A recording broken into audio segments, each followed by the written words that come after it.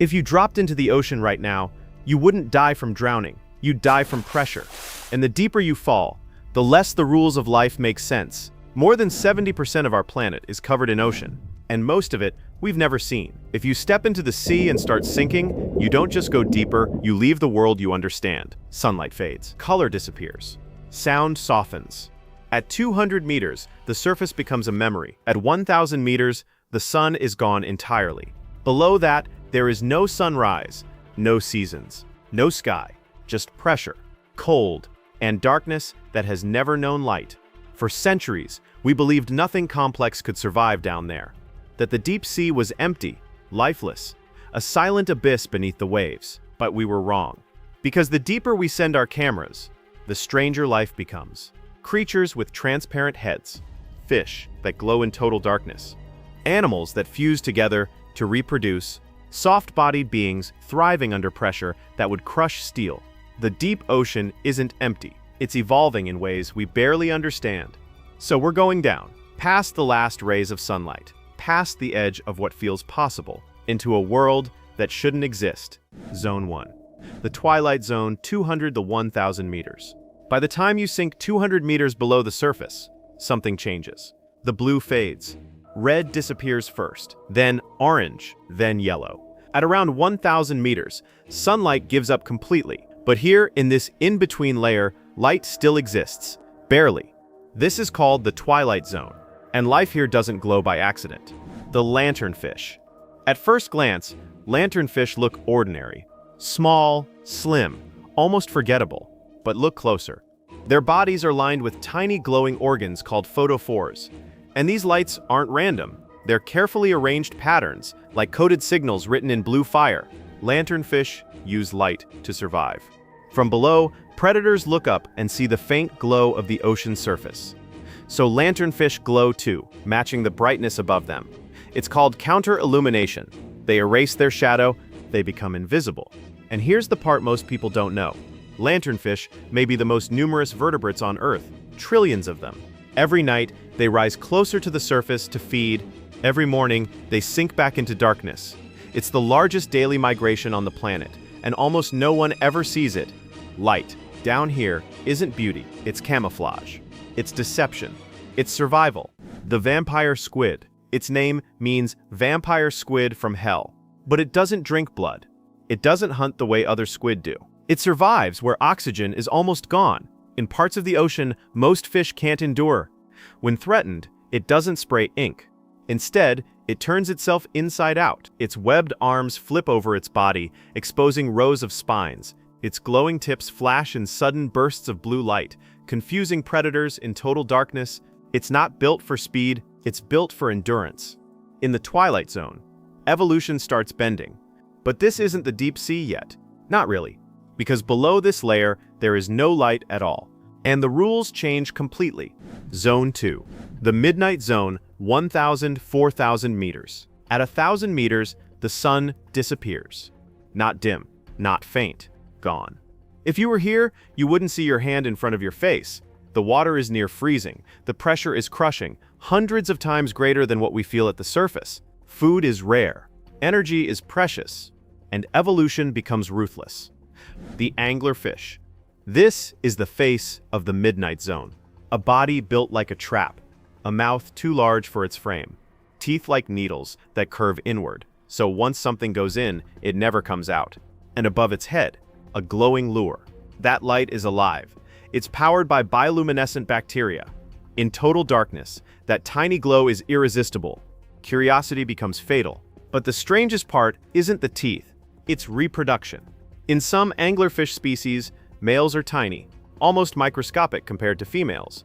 When a male finds a female, he bites her and never lets go. His body fuses into hers, his organs dissolve. He becomes nothing more than a permanent sperm-producing attachment. Romance doesn't survive here. Only efficiency does. The Barreleye. At first glance, it looks unfinished. Its head is transparent, a clear dome filled with fluid. Inside, two bright green eyes point upward, not forward. It doesn't scan the darkness ahead. It watches the silhouettes above, the faint shadows of prey drifting far beyond reach. And those eyes rotate inside the skull, adjusting like living periscopes. In a world without sunlight, vision didn't disappear. It adapted. The midnight zone doesn't create monsters. It creates solutions.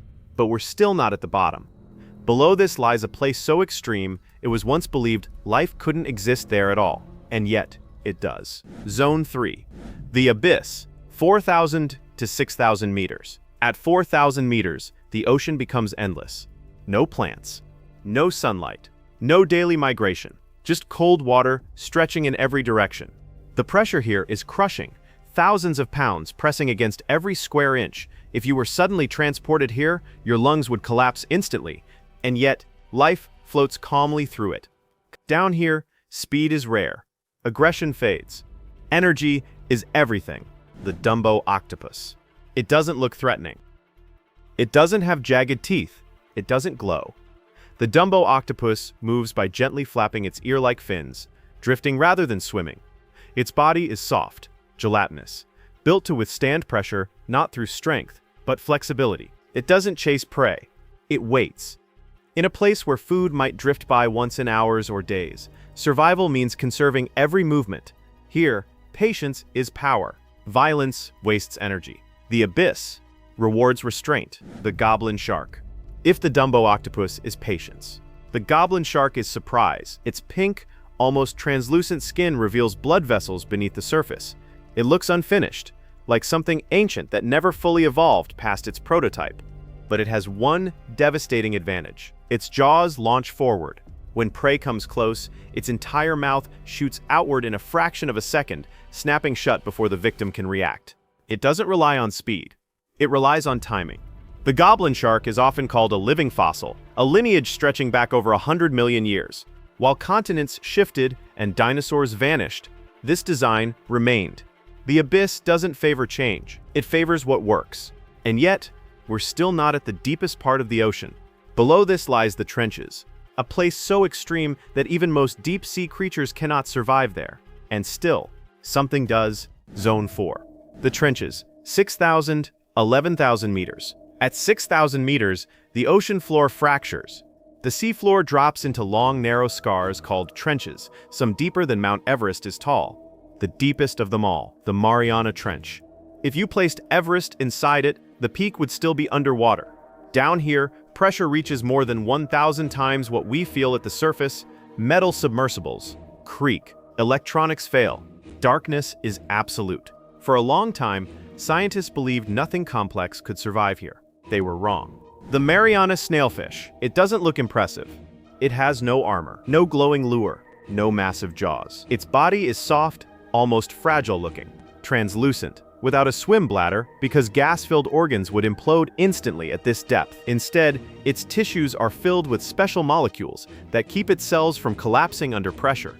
Its skeleton is light, flexible, designed not to fight the environment, but to match it. At nearly 8,000 meters below the surface, the Mariana Snailfish thrives where almost nothing else can. In the most crushing place on Earth, survival belongs to something gentle, not monstrous, not armored, not violent, flexible.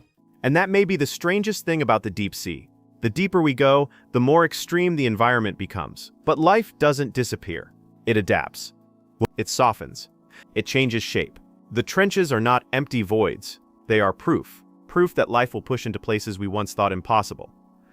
And we've explored less of this world than we have the surface of the moon. The deepest parts of our own planet are still mysteries.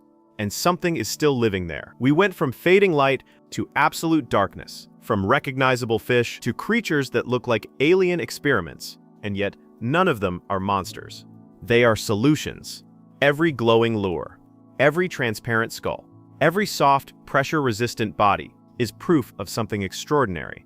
Life doesn't just survive. It adapts. It bends. It reshapes itself. It rewrites the rules when the environment demands it. The deep sea is the largest habitat on Earth, and we've explored less of it than the surface of Mars.